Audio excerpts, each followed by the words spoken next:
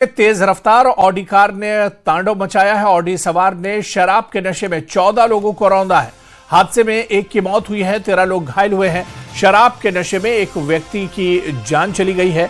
सड़क किनारे खड़े लोगों को टक्कर मारी है, जोरदार टक्कर मारी गई है और टक्कर के बाद कई लोग हवा में उछलकर दूर जा गिरे हैं।